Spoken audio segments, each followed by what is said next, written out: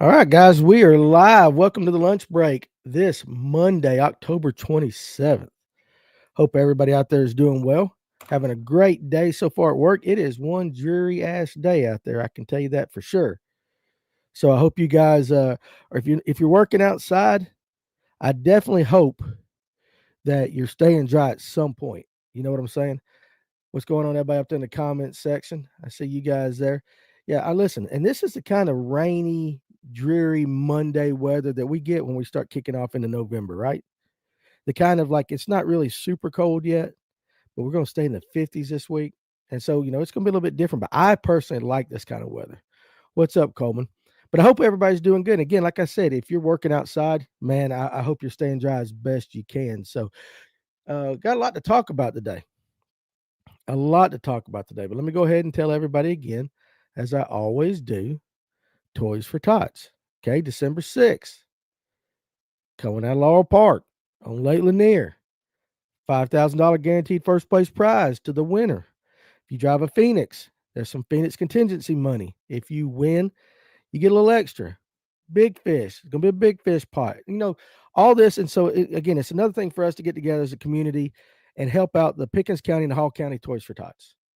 And that's the big thing. So tuning in from the mothership, Cam, FaZe, Justin, Jeff, Tyler. Man, it was windy on Lanier yesterday. Holy crap. That's one thing about Lanier. I see you, Tony, Doug, and all you guys up there, Coleman. EBO had their tournament, the Classic. And if you guys watched Saturday night, you heard I did not get to fish it, some boat issues. But I also, when I was sitting there during the day, I was noticing the wind, and I'm like, boy, them guys out there are definitely going to have to deal with that win. But yeah, you know what? Congratulations to Tim White and Justin Reynolds on their win. Pretty impressive. 30-day, 2-pound total. Like, listen, guys, in an electric only tournament, that's pretty good on Lanier, considering they fished young deer and then up or out of Thompson. So absolutely, very impressed with what they did. So, Dalton, how you doing, buddy? Now, Coleman said I broke part of my Ultrex off in the wind. Good Lord. Yeah, 2 to 3 footers is not cool, Tyler said. But you know what, guys? You were out there. And it is a beautiful wet Monday, Critter Bug Customs. So I am trying to get my TikToker thing going back on. There we go. Now I can see TikTok again. So now we're good to go.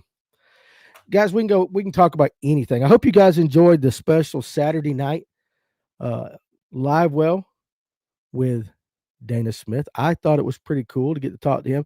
And we're going to start doing those occasional off, not the regular norm, when the guest has to do it like that. Dana works, so the only time we could get him on was Saturday night. And I thought it was pretty cool. Oh yeah, I didn't say that either. I'm getting in trouble from Danny. Make sure, guys, listen, one unwrapped toy per angler when we do that Toys for Tots. You get to blast off in the order of which you sign up. So come on and get signed up. You guys are going to come fish with me. Dalton Odom, I'm about 2 hours from Lanier. I'm in Augusta. I fish Clarks Hill a good bit. There you go, buddy. Appreciate you joining us. And listen, we'll talk about any lake. And I see Jonah. How's the bite been? Been in Florida for a month. Up and down, buddy. Up and down. Hogan, happy Monday. What you doing over there on TikTok? If it weren't for the wind, I'd be out there in the rain today. Instead, cooped up in the house for a day, Justin said. I get it. It was kind of windy because I was actually thinking about going to the woods after the show today. You got to kind of have to, do I want to get out there in the wind? And another thing, too, is when you're hunting after a rain, you can't hear them boogers coming now, can you? But anyway, we can talk about all kinds of things, guys. We'll go wherever you want to go. We can talk about how bad the Falcons suck because Lord knows they did. I do like hunting in the rain. LSU fired their coach if you're into college football. Hogan says 30-mile-per-hour winds today. Sometimes them big boys move during it, right? I'm going to ask you a question about man spreading here in a second. Chartreuse, spinnerbait, and hair jigs. You see, that's definitely coming off from Saturday night. Dana has always thrown the hair jig. And since Clint's in here, guys, Tuesday night's Livewell, let me go ahead and tell you this. Tuesday night's Livewell will be a Halloween episode. We'll all be dressing up. We'll talk fishing. But also, too, we want you guys to, I don't know if we want to talk about ghost stories or whatever, but also close calls you've had on the lake, anything spooky like that. Hogan said he caught him on a spinnerbait yesterday, which makes sense. But we'll talk about all those things. But bring your good stories. Will Clint be in a skirt again? Can he man spread? The reason I brought up man spreading is, went to church yesterday, as I normally do on Sunday mornings, because Lord knows I need it. And David be on with his costume too. But every Sunday, I get in trouble for man spreading. If you don't know what man spreading is, it's sitting there with your legs spread because, hey, there's things in the way down there. What's up, traveling fisherman? Right now, I am man spreading, and I can get away with it, and there's nothing my wife can do about it. But every Sunday, she gets on to me in church because she says I'm taking up too much space in the aisle. And I'm like, I got to do it. Is there any alternatives to man spreading? I feel like I'm going to pop one loose if I don't man spread. Like, when did this become a problem? When did it become a problem? But every Sunday, I get in trouble for man spreading. Shot my biggest buck in rainy, windy pines, Critterbug Customs. Yeah, for sure. Sometimes, like, the animals are already out in the weather. People don't go fishing when it's raining. I'm like, the damn fish are already wet, right? Worst thing that can happen to a man is the anti-man spread in the middle seat of an airplane. I understand. It's 2025. There's alternatives. Totally get it. Oh, I don't know. That was just one thing I was gonna gripe about. I was gonna gripe about it because I think, there's really no alternative. Not for me. I can't sit with my legs crossed certain ways. Don't like it. It's not comfortable. And in church, I sit on the very end of the aisle, middle row. We got two sections. We got the big middle row, and I'm second row, end seat. I like the end seat. And I'm sitting with half of my body's hanging out because my wife won't let me go to my right because she's sitting right there and she's complaining the whole time. I know some people tuck their junk. Well, not me, dude. Let them get that stretch of bank, but they looked at each other and then took off. I'm gonna try. Cam, I must have missed you first. Okay, here we go. I'm about to say that didn't make sense, but let me get up there. I got comments going all over TikTok and everything. I think I made myself look like a jackass on tuna yesterday. They had a tournament and we met with a boat as we rounded the point. So I yelled and asked if they were in a tournament because I was going to let them go down that stretch of bank. But they looked at each other and then took off after I thought on it. And I think they thought I was telling them we were in the tournament as well. It happens. At least you tried, right? At least you tried. Jeff Edwards, what's up, buddy? Let's see, Critterbug Customs. Yeah, but that same problem you have. Let's see, I gotta read this. Boy, am I reading you? Yeah, but that same problem you have is a bonus on a boat. Us girls got to do the hokey pokey over the side of the boat. Okay, I got what you're saying. I'm following you now. Sometimes, listen, I got to read the comments just to make sure. Man spreading is deemed evil by them people, but also men with crossed legs also apparently give women the ick. So no, be uncomfortable or nothing. That's true too, Jeremiah. That's very true. There are times that I have done that to try to cross my legs like that, and my wife will go, "Don't do that." So Hogan's over here. I was fishing behind my house in 2017, fishing the Yellow River late summer in the afternoon, turned around, and about 10 to 15 coyotes were behind me. Luckily, I had a gun. I've been chased by coyotes before. I was hunting up in it's a terrible story. It's an embarrassing story.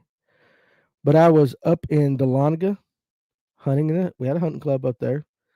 Back then you had doe days, right? You could only shoot them on certain days, and I think some of the northern counties have it now too. And I went hunting by myself on a Sunday afternoon. I was down in the bottom, and a doe came by. I couldn't shoot the doe. So I let her walk off. She went over towards a clear cut. And as it got just about dark to get down, I start hearing the coyotes. I love hearing them off in the distance. And you guys have heard me say this. Some of you have heard this story. The doe comes by me. I'm getting down out of my climber, and I'm right there at the bottom getting ready to step out. And the doe comes by me at 122 miles an hour. She didn't even care that I was there. And I'm listening. Here comes the coyotes behind it. So I ran up the hill towards my four-wheeler. As I had on a brown camo wool suit, and I had my orange on. But as I'm running up the hill, I turn around and look, and I see some of them buggers. You can see them in the bottom start coming up the hill towards me. So I had a Woodmaster 742. Probably not the most responsible thing that I've ever done. And I, boom, boom, boom, boom. I ripped off 3 or 4 while I'm running up the hill just to try to spook them off. I get up to my four-wheeler, and I can hear them just all around. It's kind of like on a point. You can imagine a point, but it was a creek bottom that went around.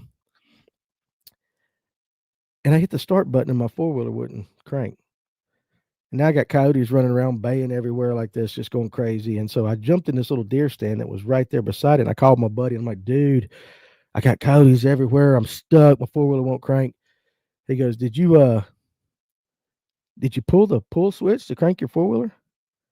And I did not even think about that. And I got down there and I just pulled the switch. Pulled the rope, the cord, and it fired right up and I left. No, I'm not scared of them. But listen, at the time, there was a bunch of them, and it was just me back in the day. Did y'all see that horrific double eye poke in UFC? I don't watch UFC, so no, I didn't. I don't. Chris Aiken says you can't win them all. Be comfortable. That's what I'm doing. Absolutely. I had a girlfriend once whose dad wore running tank tops, and they for sure gave me the ick. Now, my father-in-law, God rest his soul, you guys remember back in the 80s, those coaches' shorts that all your PE teachers wore? They were like buttoned up Russells, but they were like really tight. You know, they were nut huggers, and they were really short, 2/3 of the way up the thigh. Man, that's the shorts that he wore all the time. And he had a pair of blue ones that he wore all the time. And it's very uncomfortable sitting on the couch watching NASCAR with your father-in-law. And he's got these, very tight Russell shorts. Bike coaching shorts. That's what they were kind of like, Dan. They might have been bike, but you know the shorts I'm talking about. You guys know what I'm talking about. Yeah, they cast shadows. But I'd have to sit beside my father-in-law, and he's wearing those things. And I'm like, Bill. And Bill was a big man. Bill was 6'4", 6'5". He's a big dude. And he's sitting there right beside me in these shorts. And I'm just like, the whole bike was the name brand. That's probably, you're probably right. If the shorts have more than a 5-inch inseam, I don't wear them, Coleman Jones. And I love my father-in-law to death. He was my best friend right up until the day he passed away. But it always made for some uncomfortable situations with me. I don't know. But now, he's seen me in some situations like the morning of the pink terry cloth robe. Because when we were building our house, and listen, he was a man's man, right? South Carolina, deer hunted, fished, drove a truck. NASCAR, just a man's man. Well, when we were building our house here, they had a basement, so we stayed in the basement. And some of you guys have heard this one. And one morning I got to pee. And so his house had the pull under the garage. So it was like his basement was half the garage and half like a little apartment. So we're staying down there. We're staying in that thing. But every morning he would come down the stairs to go to work. And he'd get in his truck and he'd open up. One morning I had to pee. Okay, I sleep in the buff. Nothing. But I had to go to the bathroom. So I looked down and there was my wife's pink terry cloth robe. It's 6:30 in the morning. I didn't think nothing about it. So I throw that terry cloth robe on. I open the door, and right at the time I opened the door to the bedroom, the bathroom was just down the hall to the right. But the stairs were right there coming down, right in this little living room area. So I open up the door, and now I'm face to face with my father-in-law at 6:30 in the morning wearing a pink robe, terry cloth robe, very comfortable, very nice. And we make eye contact for a second. And he looks right at me. And this is what he called me, and it was affectionate. But he just shook his head and he went, dumbass. And he kept on walking right down there, and he left. It was kind of an emasculating situation. I would have been better off if I'd have just walked out the door naked. I think I'd have been more comfortable. Nothing like that. Moose, knuckle, camel toe. Dude, I didn't pay that much attention. I just know it was uncomfortable. It's not what it looks like. That's exactly right. And that's the way it was. Like I said, he was a man's man.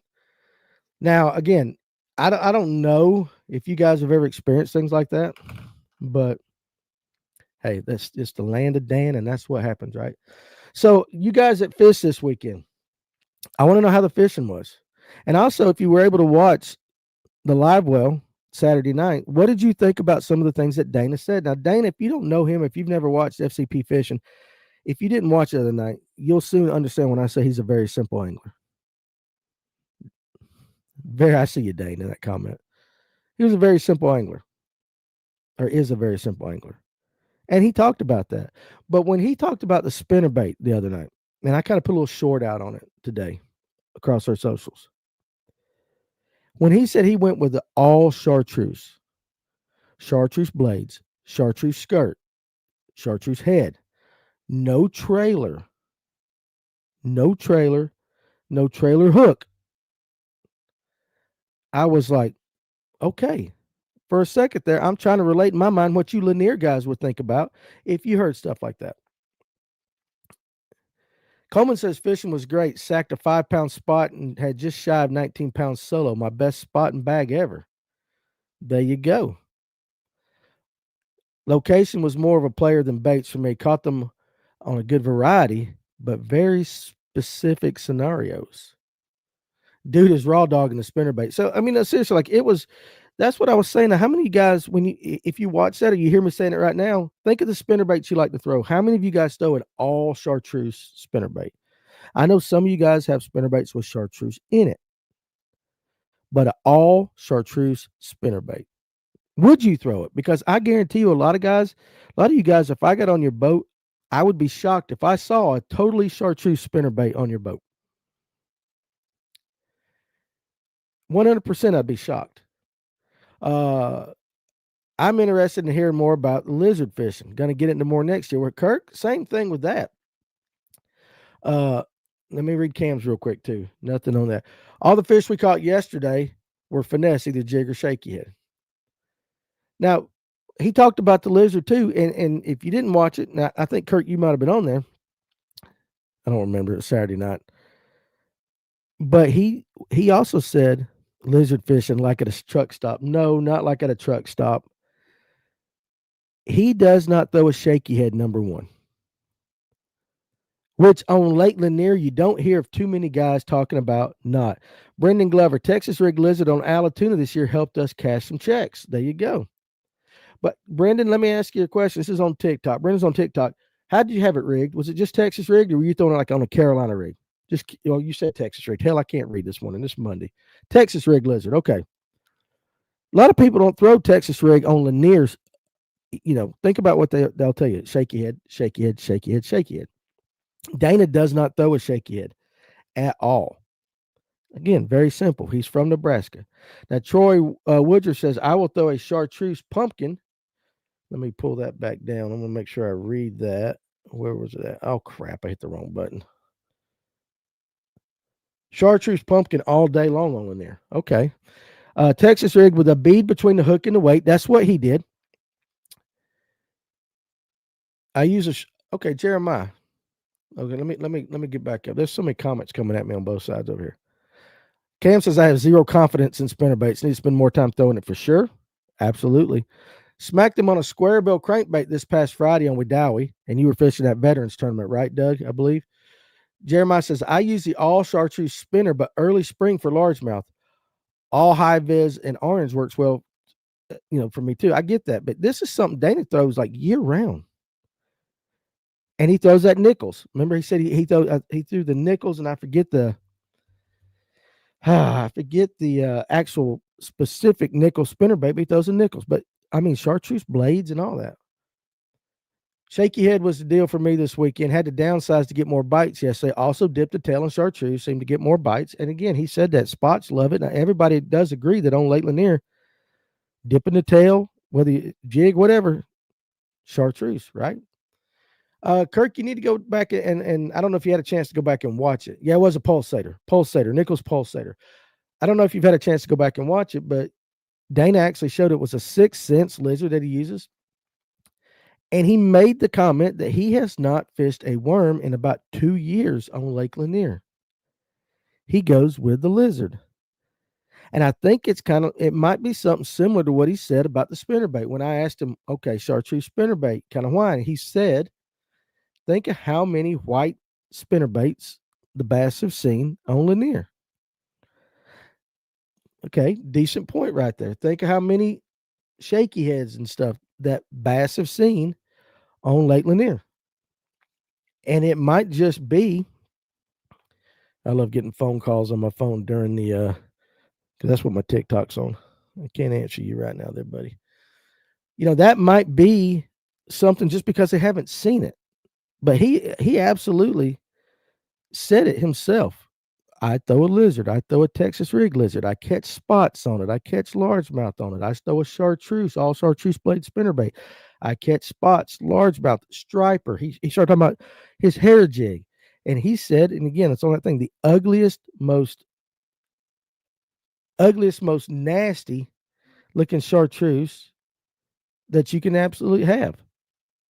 And the stripers love it. He even said walleye love it. Now, again, remember, he's from Nebraska. All we used to throw on Lanier was a Texas rig. Chartreuse riser bait is on fire, downsizing right now. Also caught them several on a Carolina rigged wormed also. My favorite spinner is the old Terminators, just like old Kevin Thornton, but good luck finding them anymore. You want to know why? Because Kevin Thornton, if they come on eBay or anything like that, Kevin buys them. That's why there is no Terminator spinnerbaits on the market. If you find one, you better get it before Kevin Thornton buys one, because he's just hoarding them. He has them. I blew my last one up on a back cast off a buddy's power pole. That sounds like something I would do. Early yesterday morning, I thought topwater was going to smash, but the wind speed doubled. The bass have seen so many white spinnerbaits, they can tell you the brand, Tracy Coker says. And again, I think that's what Dana says. So you also can kind of, Luke says he also fishes specific places too. That's true. He stays north. But I think, you know what? It would be interesting if some of you guys, myself included, might take what he's doing from up north and try it down south and see if it works.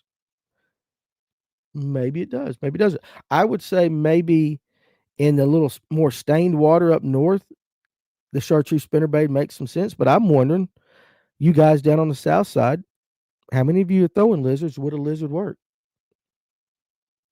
It's not sexy anymore. I know that. I know that, when we had the shop, we hardly ever sold lizards. And if we did sell lizards, it was to somebody that was doing one of two things: Carolina rigging on Allatoona specifically, or they're fishing a farm pond. How old are Terminators? I thought I bought one in middle school, but it was brand new off Tackle Warehouse. Could be a different brand. I don't know. How much are the Terminators worth? My dad has about 10 of them. A lot. I think if you go on eBay right now, they're going for, a nice price.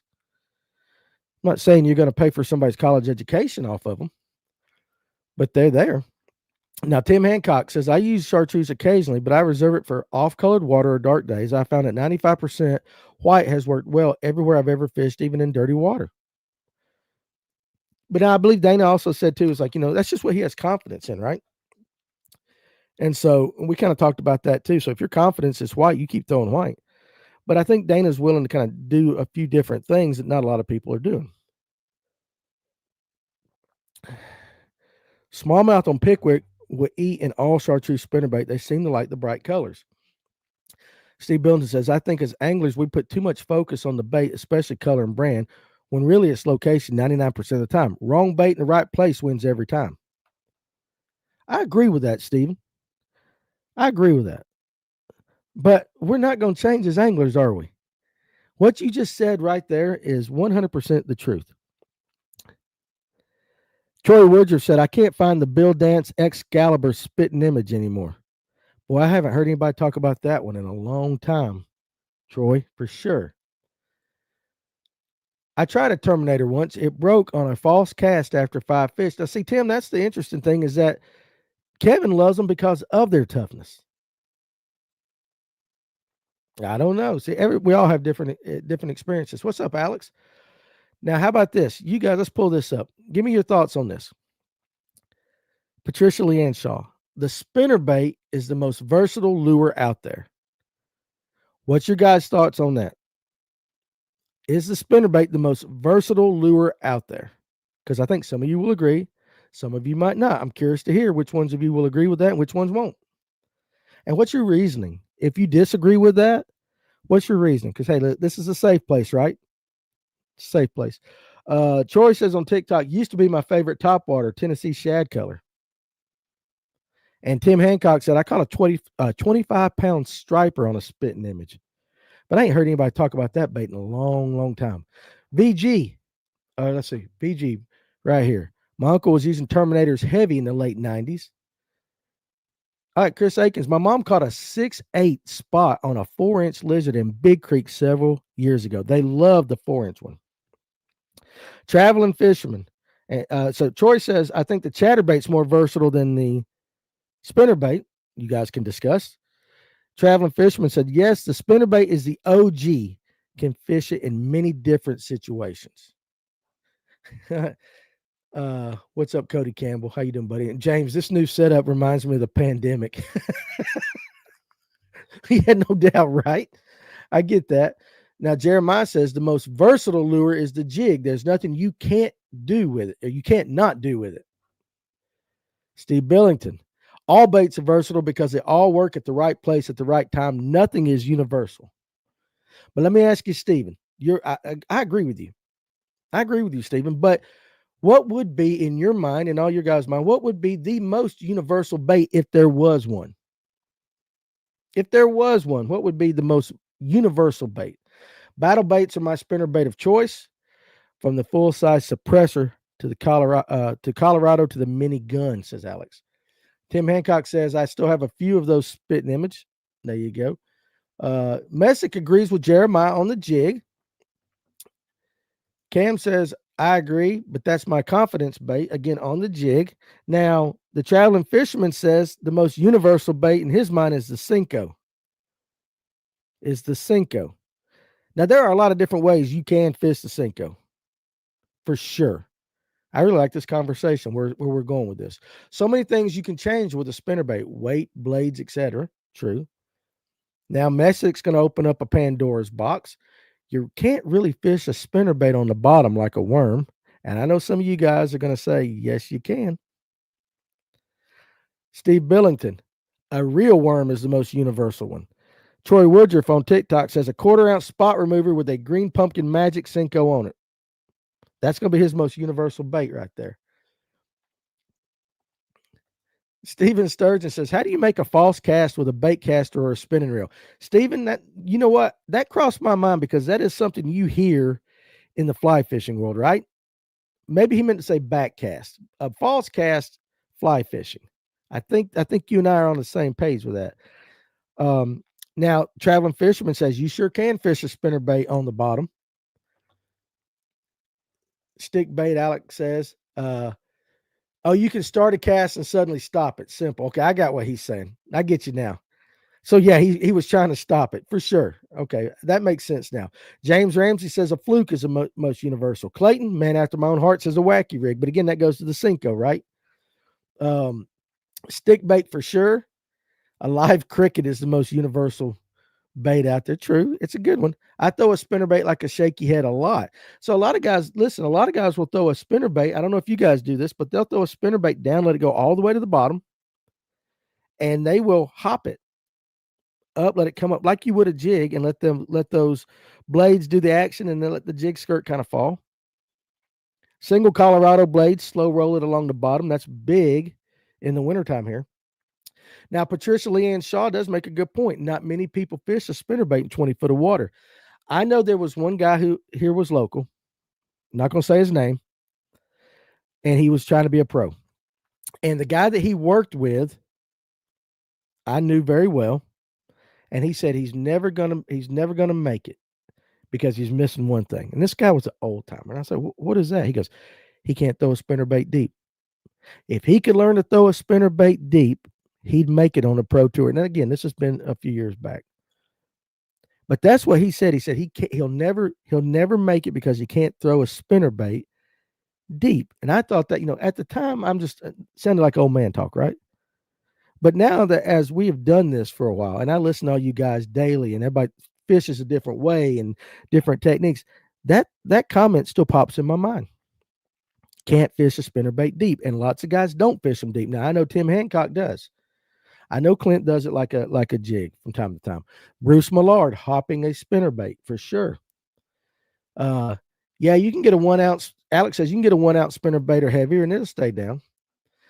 Now Jeremiah is going to take a different thing. The most universal bait ever is probably a grub or a paddle tail swim bait, top to bottom, any speed you want, anywhere in the world, fresh or saltwater, and you'll get bit from crappie all the way up to marlin. Jeremiah, you probably are 100% correct with that. I think most of the guys here are thinking freshwater bass fishing. But if you go really, truly universal and you're trying to cover every type of fishing out there, you probably can't go wrong with a grub or a paddle tail. And you're right. You can catch anything and everything on it. Just take a kayak. You can catch every species of bass on it. I've caught drum up in Chick on it. I've caught redfish down in the Gulf on it. I've caught trout on it. I caught trout on one of them popping corks, and I put a kayak on the back of it. JZH Fishing. What about Florida? When do you change from a swim bait to a spinnerbait?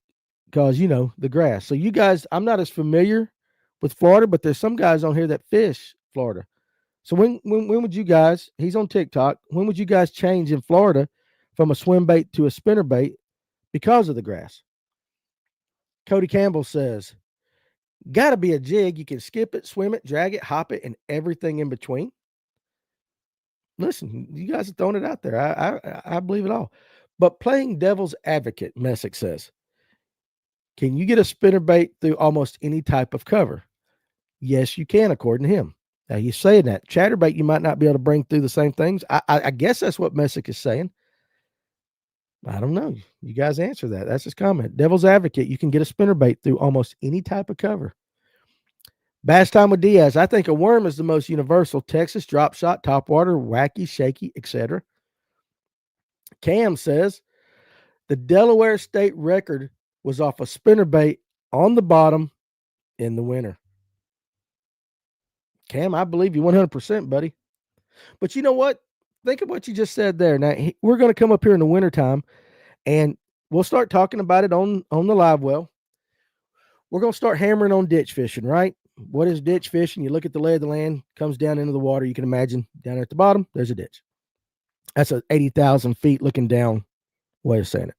And the spots and even the largemouth will get down in the middle of that ditch, and they'll congregate maybe off of it, sometimes dead in the middle. And lots of guys will throw you can throw a fluke on a ball head, or like the ditch digger that we throw, that I pour, and you can slow roll it through. A lot of guys will put it on a underspin, do the same thing.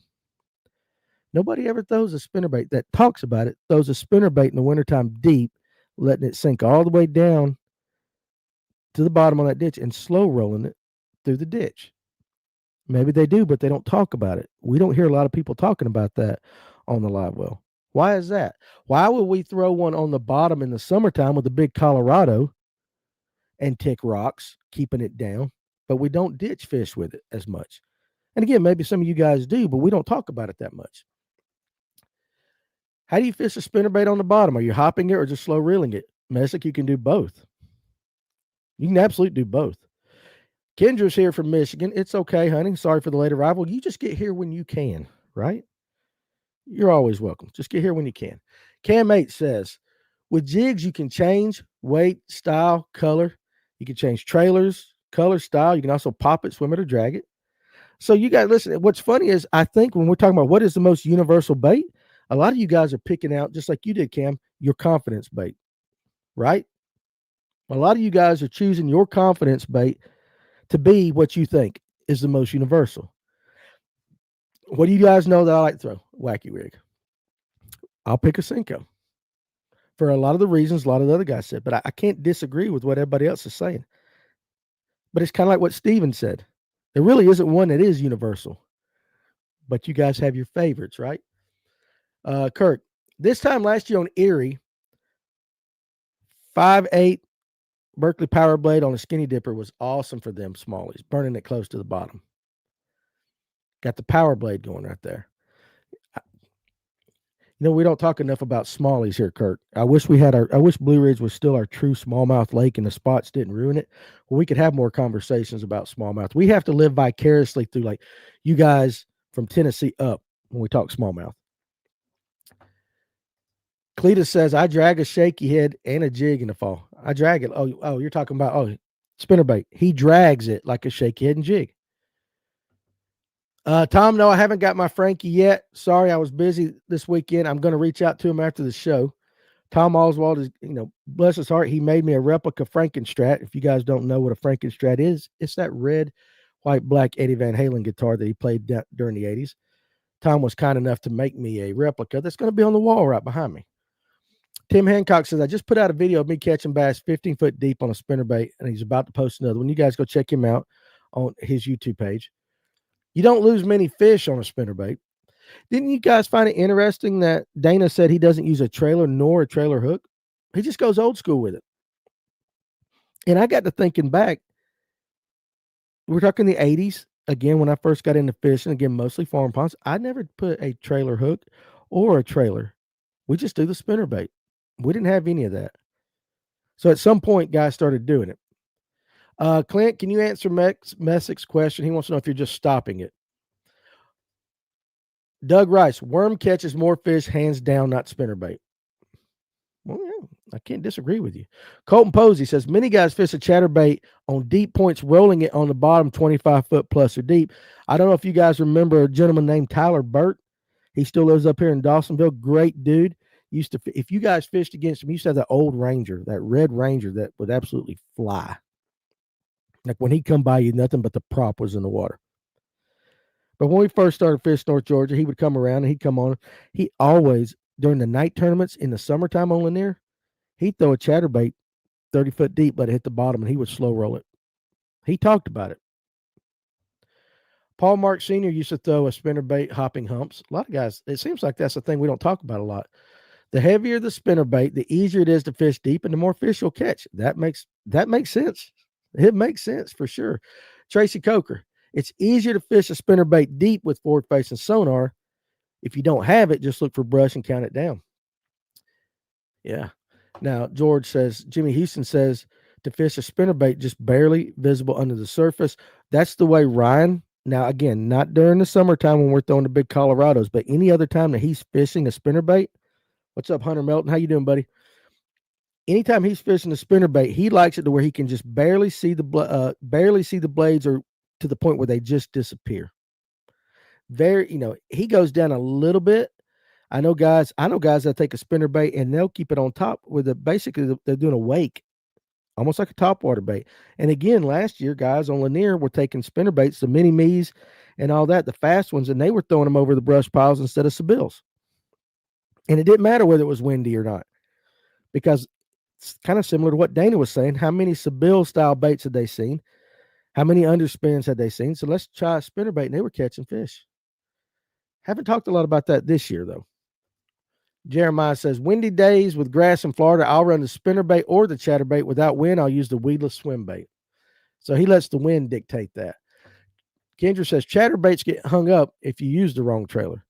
And I think, we can have this debate too. I think a lot of people use the wrong trailer regardless. A lot of people will use a paddle tail on the back of a chatterbait, and I've never understood that, because the blade is what's giving the chatterbait its action, but you put that paddle tail on the back, and it seems to me almost like a scrounger. You're wasting it because it will work against each other.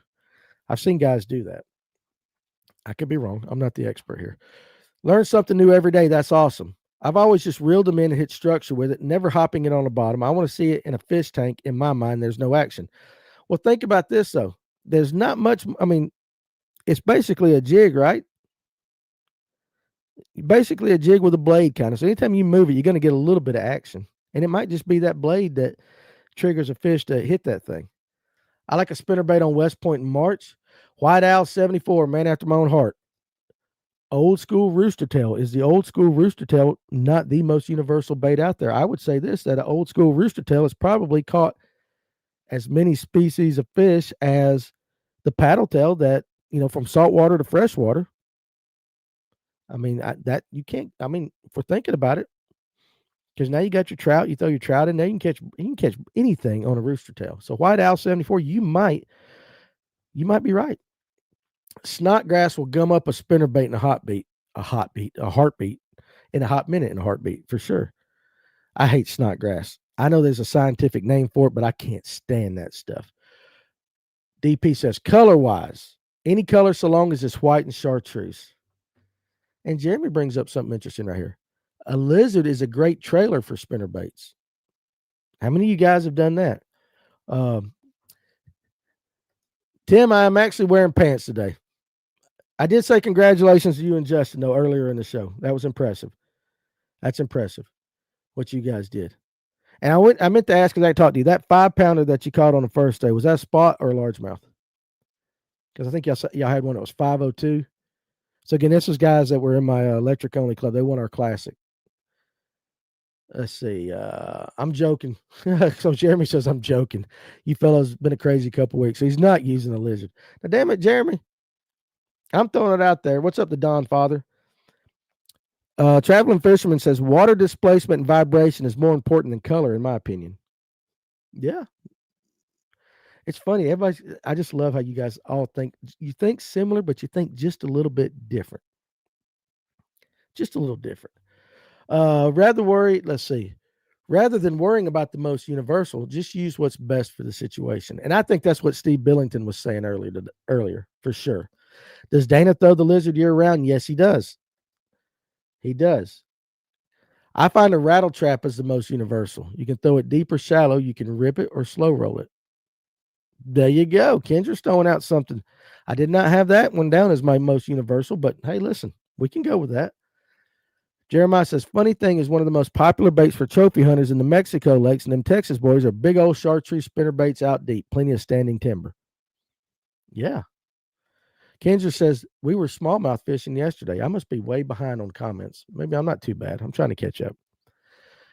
Smallies on the trap is an awesome time. Any fish on the trap's a good time. I got to throw it a lot more. I say sticks are the most versatile. You can take a stick bait and wacky rig it, Nico rig it, shaky head, Texas rig it, cut it, even use it as a Ned in the trailer, and I'm sure there's 20 more ways to rig it. Quite possible. Patricia says you don't catch a lot of small fish on a spinner bait. That's kind of like I tell guys with jigs and shaky heads. You probably get more bites on a worm. You probably catch, on average, more quality fish on a jig. I could be wrong, but that's been my experience. You don't catch a lot of really, really small fish on a jig, but hell, you can catch, you throw a worm out there and the brim even hit it. I like a trailer, but not a trailer hook, Jeremy says on his spinnerbait. Not using a trailer hook will cost you fish eventually. I've caught too many on the trailer hook. That's what Tim Hancock says. Jeff Brazil says, I do use a trailer, but never a trailer hook. Trailer hook hangs up too much. A worm catches more than a spinnerbait because a worm is thrown more than a spinnerbait, Jeremy said. And that, you know what? Again, true. I can't argue any point that any of you guys are making today. You guys are fantastic. Are you guys throwing a full size or a finesse size spinnerbait? Josh Burris wants to know. I'm going to say that most people are throwing the full size ones. Now, the Don Father, kind of love you. Even on TikTok, between TikTok and YouTube, you guys have the best damn screen names. The Don Father on TikTok says water displacement, and he's got it all in capital letters right here. Very important. It's how they find the bait blind with the lateral line. Sure. Absolutely. Now, Cam, so when you were asking that question, he does throw it year round, but he will say he throws it more in certain times. What's up, 706? How you doing there? Steven Sturgeon, I can make a spinnerbait with a Colorado blade gurgle on top like a deep singing buzz bait. Awesome strikes. That's actually the way I learned how to throw it. 706 wants to know what's the best baits for fish staying deep and on the bottom. Kind of what we're talking about right now. Little things like that. Some guys are talking about throwing a spinnerbait deep. Big spinnerbaits, ugly spinnerbaits, chartreuse spinnerbaits. And I know down there where you fish, I think you got some nasty color water every once in a while. This might be something for you. They're slow rolling big spinnerbaits deep. Diaz says, this time of year, I prefer the mini-me. Compact, burn it, and it doesn't wash out. That is one thing, too. There's a couple of companies that offer different size heads. I always like the head that's more of a torpedo shape because it doesn't roll near as bad. The only reason to use a trailer on a spinnerbait is to slow the fall and cover. See, that's an interesting point. But you guys in the comment section, 706 wants to know, what's your best baits for fish staying deep and on the bottom? And I would say we're going to be talking middle to South Georgia. Am I correct with that, 706? Messick says, with you saying it like that, Danny, it would be like flipping a big spoon back and forth on the bottom like Underwood does. Yes, for sure. 706 Fishing says, yes. We're talking South Georgia. Think of Macon down, though, that kind of water. Oh, it was a largemouth. Justin caught it on Nico in the dirt behind me while I was chasing spots at 30 feet in front of me. Ain't that the way it happens? Ain't that the way it happens? But again, congratulations, dude. That's awesome. Let me know what you think about the revised schedule with EBO. I don't know if you've seen it yet. I am going to fish it again next year, but I'm going solo. I'm getting ready to start working on a boat, and it's just going to be me, myself, and I. And I'm going to fish it. I do like the fact that Rocky got put back on, even though I absolutely suck at Rocky. The Don Father's laughing at me, but yeah, you guys, let me scroll ahead. Help a sister out. South Georgia, middle to South Georgia, bass are staying deep on the bottom and on the bottom. Coleman says, I use a slobber knocker for my trailer on my plopper, and a Z-Man TRD is a trailer on a slobber knocker DC reel. Of course, Coleman, you're getting ready to get banned from the show.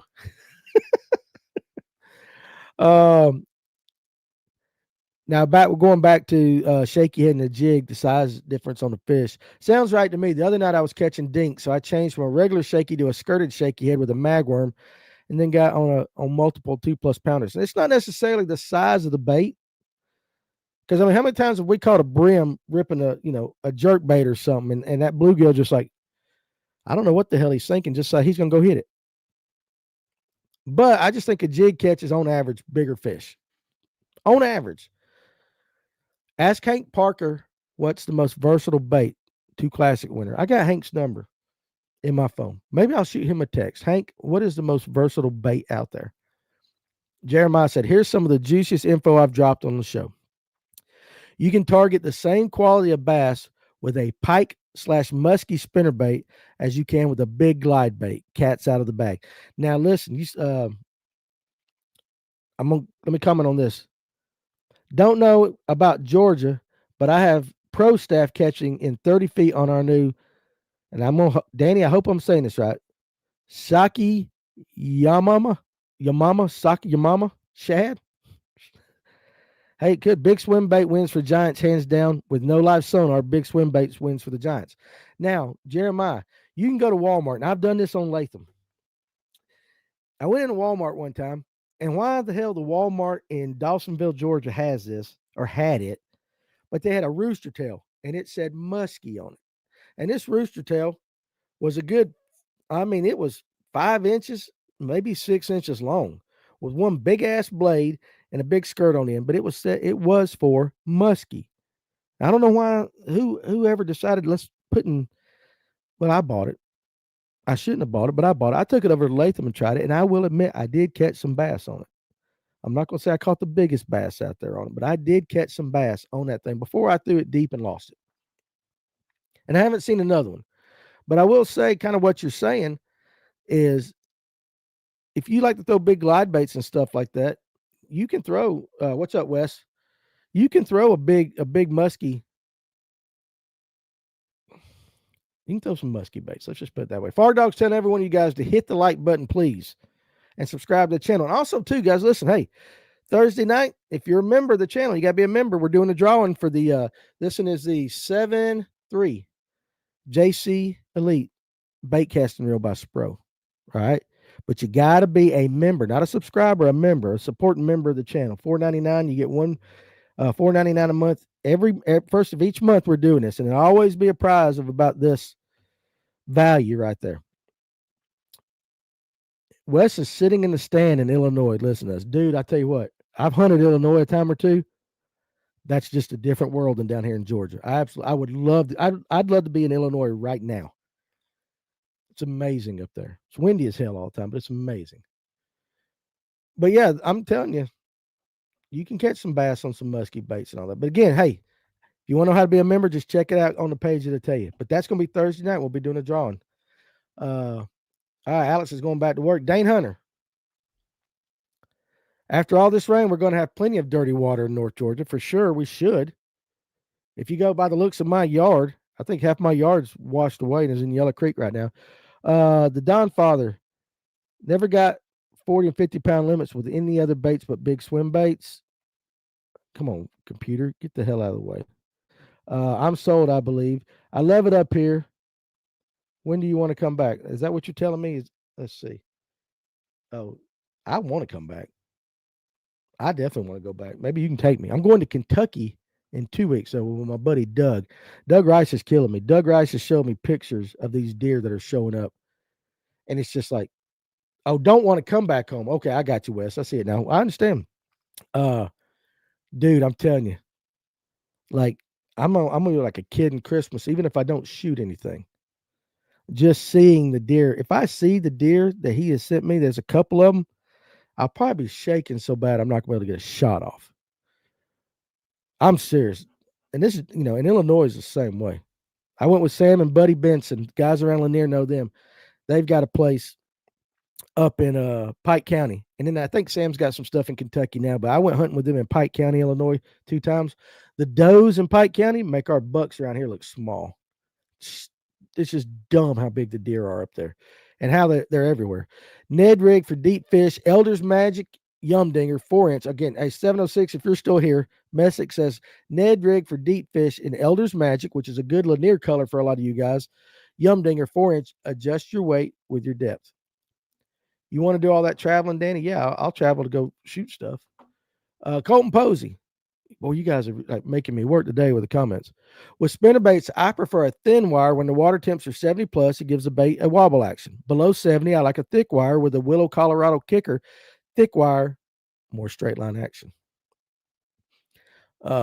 Jeremy Conkright says the Don Father is a hammer. He's got more than a few double digits under his belt. There you go, Jeremy. So you know the Don Father, huh? I got to get to knowing all you guys, you foreigners. If you're out of Georgia, you're a foreigner. Let's see here. Kendra says, deep fish, she dredges a deep crankbait, a Carolina rig, a drop shot, a jig, and a Ned rig. Interesting with Dana the other night. Does not throw the drop shot, but Dave Aldridge was on, and Dave does throw the drop shot. Guys going after the same fish, different techniques.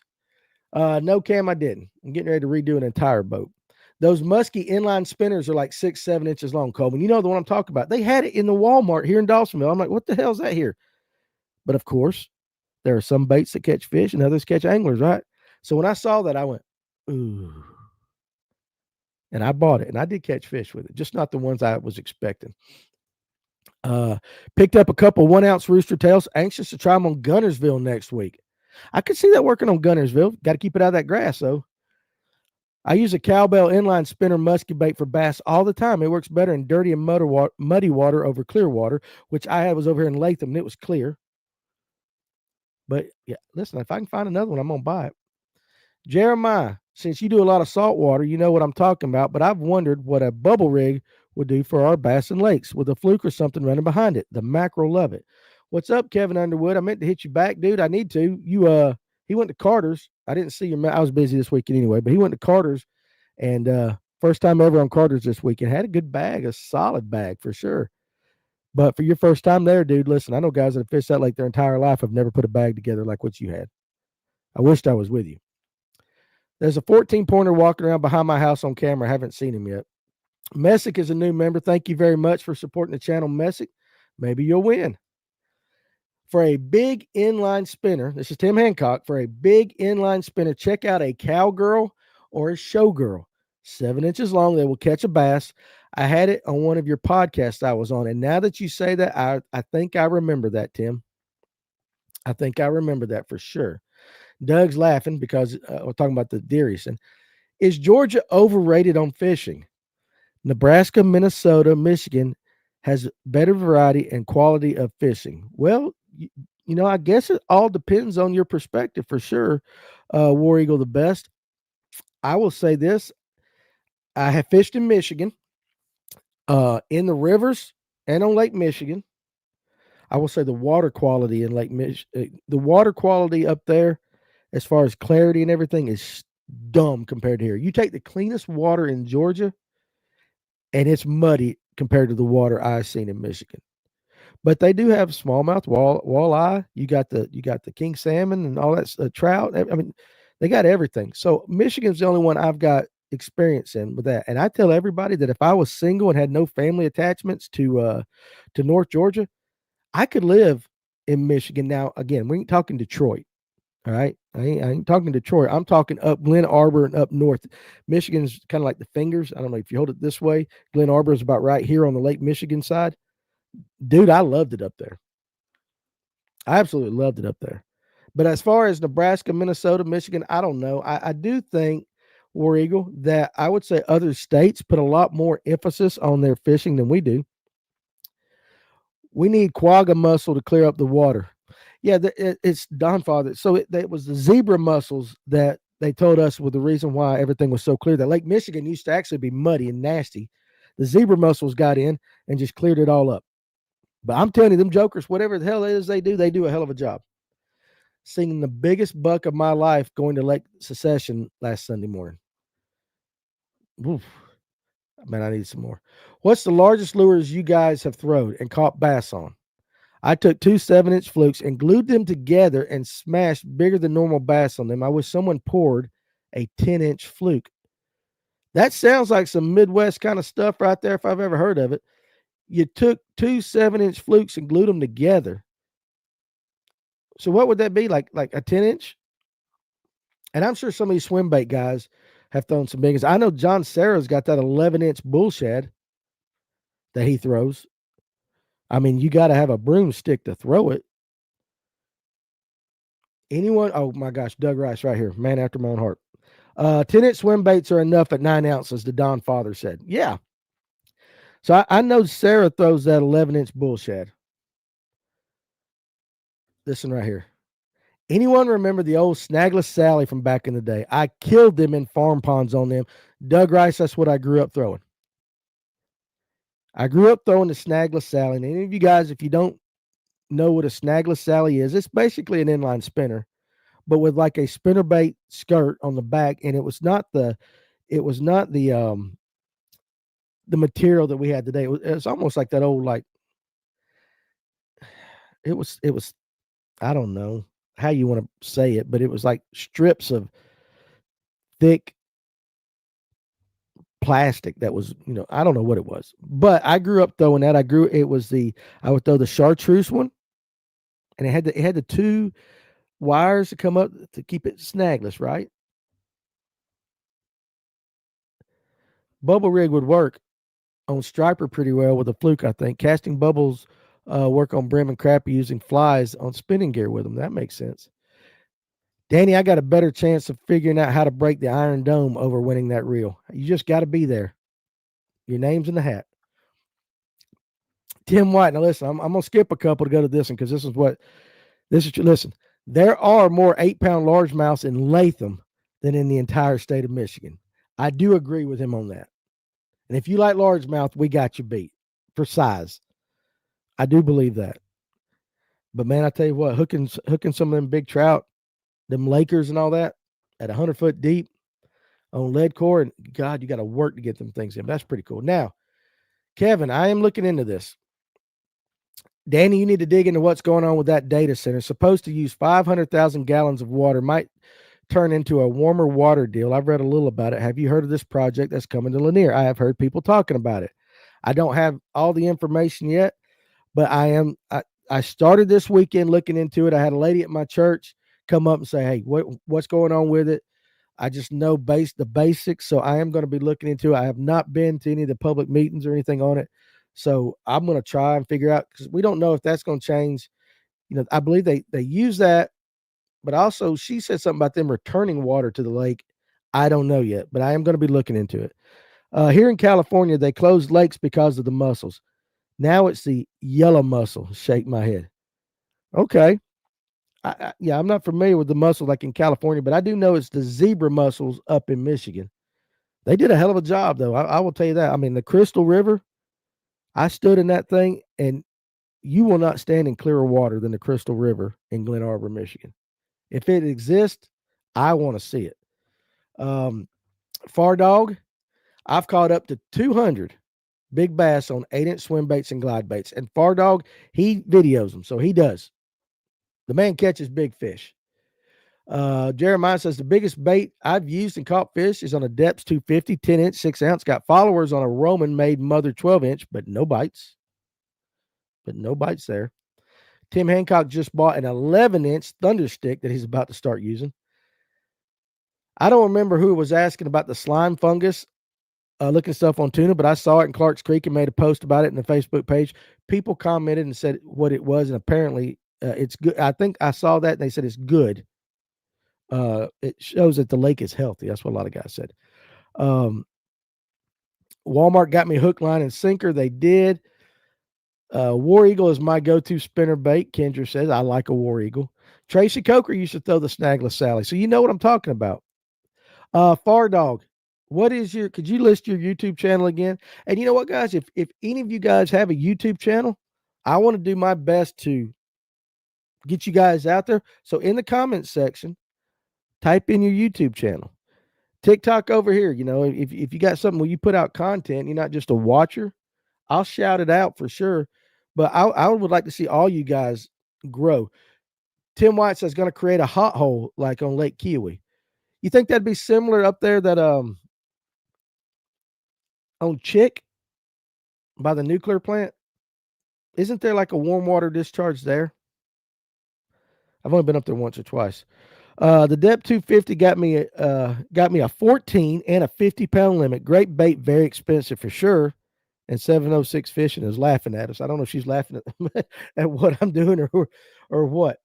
But put your YouTube channels out there, guys, for sure. The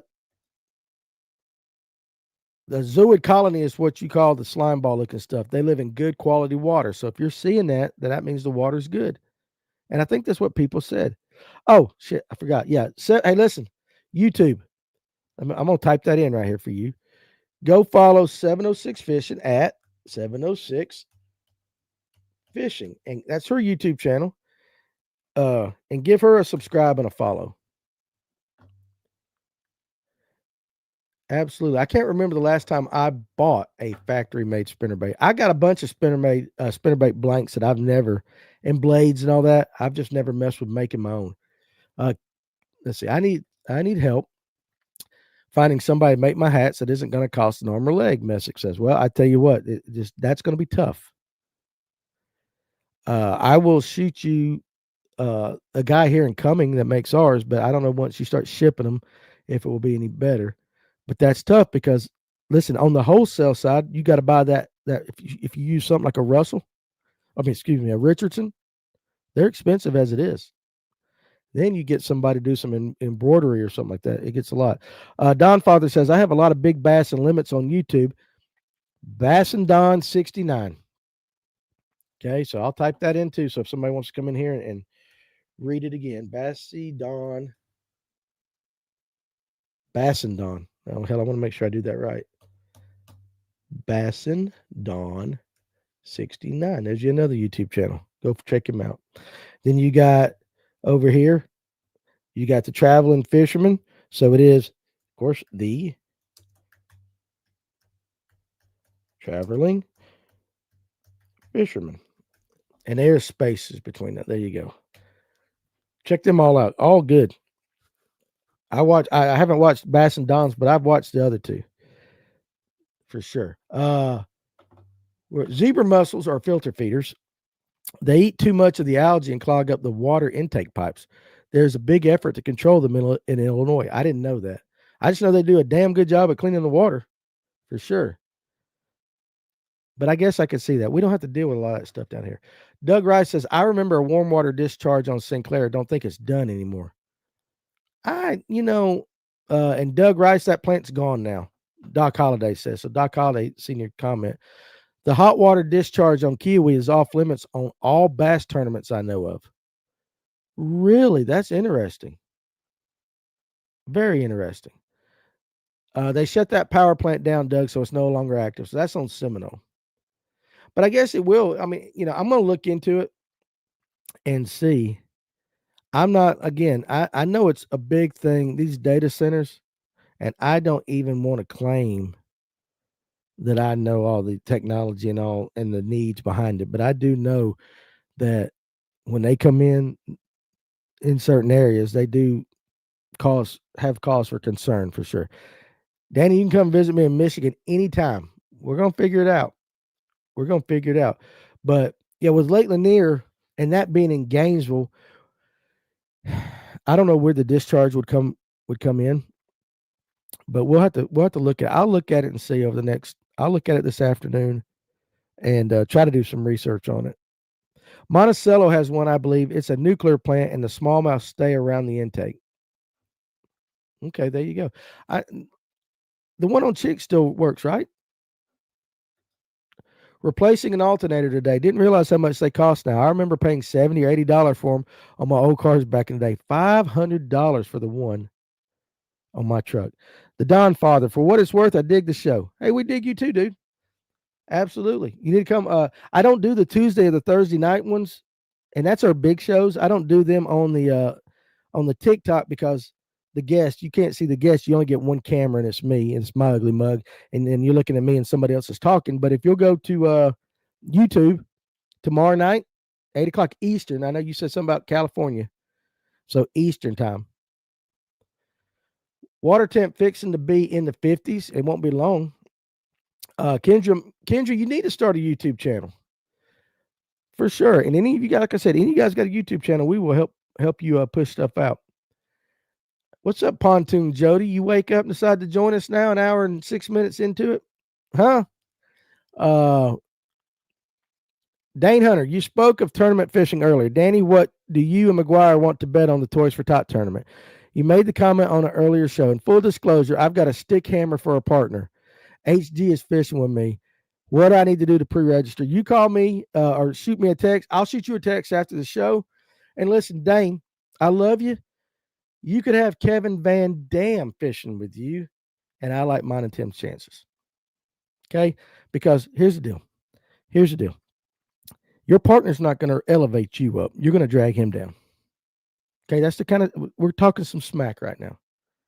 We're talking some smack, Dane. And I love you. But now we'll figure something out. I'll shoot you a text on how, and Harold, I think is probably what it's HG. He's probably got Harold Grizzle. Kyle T wants to know why would okay, let me read this question so I don't sound like I don't know how to read. Why would the spinnerbait bite just shut off in a spot that always produces? So Kyle T on TikTok wants to know, guys, why would a spinnerbait bite just shut off in a spot that always produces? Now, Kyle, are you talking about shutting off just for that day, or like it has not existed now? Like you should go to this spot and catch them on spinnerbaits all the time, and now you can't? Or is it just like one day I was just busting them in this spot on a spinnerbait and then it stopped? Which scenario are you talking about? Is it Pontoon Jody's birthday? If it is, happy birthday. Let's see. Brandon Polnick caught a tank out of a discharge on St. Clair just a couple months ago during an elite tournament. Yeah, I can see it. Fred wants okay, so Kyle T. So this, you guys help before we go. I want to make sure we help this guy over here. So he has a spot. The spinnerbait bite was always there. It always produced, but it has not existed for the last 2 weeks, the spinnerbait bite. And he wants to know why that would happen. Now, Kyle T, can you throw us the lake you're fishing on? But happy birthday, Pontoon Jody. Are you like one step closer to like I am to getting the AARP stuff? Are you one step closer like I am? I get an accidental one from them every once in a while. Alatuna. Oh, Kyle T's on Alatuna. So, okay, good. I thought it was locals. Okay, so Alatuna, he had a spot, spinnerbait bite, absolutely wrecking him on it, and then for the last 2 weeks it stopped. You guys throw it out there so I can give him the answer. Should the drop shot Ned rig and shaky head? Oh, okay. He's talking about another damn tournament. I do like Harold. Tim is a sledgehammer. Yeah, I don't know. Dot's Department got to run. He's 52 today, but actually, like I'm 12. You and I are in the same thing. Fish probably moved off the spot, is what Jeremiah said. It shut off because they're fish. That's what Doug Rice said. Kirk says, my guess is the bait isn't there anymore. That's a possibility. Tracy said they moved somewhere else. Move farther back and try it. Kirk says it could be a water temp transition thing too. Dane, you're going like, Harold's a good dude. Harold's a good dude, and he's a good angler. Both of you guys will do well. We'll come up with a bait. I mean, a bet for sure. We'll come up with a bet for sure, and we'll figure it all out. It'd be fun. See, that's the thing. But there's a whole variety of reasons. And, of course, the Don father is sitting there, and he's telling you they'll come back. They'll come back for sure. But I've had those spots. There was a spot on Latham that it's been a couple years ago. And my cousin, I wish my cousin was on here because I could call my shot on this. I would be throwing a ball head jig with a Big Bites bait swimmer on it in the alewife color. And I could go to this one spot, and I even told him, I said, watch this. I said, guaranteed largemouth. And I would throw it, and it's on the main lake, and it would sink down, and boom. That went on for about 3 weeks until we had our next tournament. And then I went to that spot thinking, I've got this spot. I'm getting ready to actually win one of these damn tournaments because I was catching 4s and 5s like crazy. And I'm like, that would be, you get 5 fish like that. I'm like, it is going to be on. I didn't get a damn bite tournament day, which is the way it works. But I mean, it was like on, boom, boom, boom. Then we had the week off because I couldn't be on the lake. And then I went there tournament day that Saturday, and those fish had moved. Or they just didn't like what I was throwing. Or maybe I just sore hooked every single one of them. So, but anyway, tomorrow night, again, I got you guys. Again, tomorrow night is going to be our Halloween show on the Livewell. We'll all be dressing up. I don't know what the guys are going to dress up as. Hell, I don't know what I'm going to dress up as. We'll just see. Did anybody add brush around the spot? I've seen a new brush pile pull fish to it. So there you go, Kyle T. If you got forward facing and you're noticing any new brush, Terry ate your fish. Probably so, Tim. I'm not lying, dude. I'll even tell you where it's at because Tim knows the lake. You going up the lake, you get to the point where you got to turn left, and you know that deep right there, past that one big point right there on the left, that deep little ledge right there. I could sit off that ledge, and there's a big log 2/3 of the way back that goes down. And there was a time, and it's been about 1.5 years, 2 years ago, about 2 years ago, that I could go out there and throw across that log with that thing, and every single time, by the time it hit the bottom, 2 cranks on it, boom. And I'm like, I don't know if it was an EBO tournament or what it was, but I'm like, I'm going to kick their ass today. Went there first thing. Nope. I said, well, here comes the norm. I want to fish the Toys for Tots. I certainly donated a trip to the raffle. I might be fishing with the bad guys. Wish they were doing on different days. Well, they knew better. We've been saying December 6th for a long, long time. I love them guys over there. And we'll see if we can figure something out. But yeah, it is the same day. I promise you their first place prize ain't as big as ours though. My Alatuna bite has moved further back into pockets and creeks. The further you go back into the cooler water temps. Yeah, they move for sure. There's a lot of rocks, but no brush. It's in an area with 30 feet of water into the shallow flats. Could they have moved up? Let's see. I saw a meme that said, I don't always catch big fish, but when I do, it's in practice. That is me. And if I'm on Lanier, I'm the king of the 2-pound spotted bass. If it's Alatuna, I've had hot spots like that, always produced for years, and it just goes dead, and I can't figure it out. For sure. All right, guys. Hour and 14 in. So probably going to call it a day. You guys have been fantastic today. We've covered a bunch of stuff.